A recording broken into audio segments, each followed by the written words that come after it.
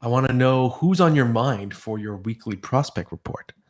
Yeah, so we're funny enough, we're going to pick a guy who actually didn't go drafted at any point, and that's Tye Kartye from the Seattle Kraken. And I I kind of wrote about him a couple times in my prospect roundups throughout the year. I'm just like, watch out for this guy.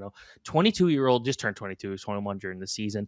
That was an overage signing out of the Sioux Greyhounds, and in his first year eligibility to the OHL, he was playing AAA. Like it wasn't like this guy was just this big player that came out of like that was always highly rated. Like he wasn't at all.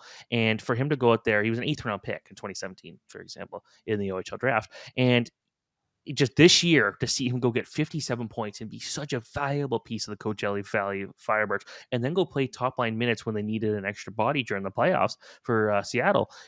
There's a there's something there, guys, and it's always cool because every year we'll talk about some of the free agents coming out of the OHL, WHL, and QMJHL. A lot of times those guys don't really become anything, but this is someone who did, and Seattle believed in him, and Seattle kind of had nothing to lose. They were trying to build their prospect pool, but he goes out there, has a 79-point season last year in the OHL, nothing too crazy for a junior hockey player, but then he goes on and gets almost 60 points this year in his first year of pro hockey. Like that's not nothing. That's pretty impressive. So I think he's kind of earned his spot there as a full-time player next year. And I could see him challenging for the Calder trophy just based off the fact he continues to improve, continues to get better.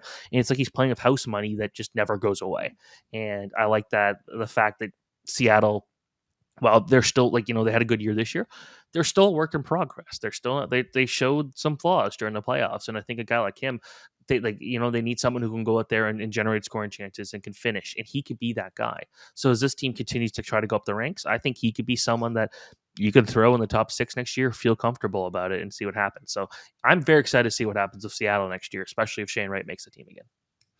Very interesting sleeper. And just again, the reminder, and I've said it many times on the show, just don't get completely blinded by the incoming draft class because often the best rookies are from previous years.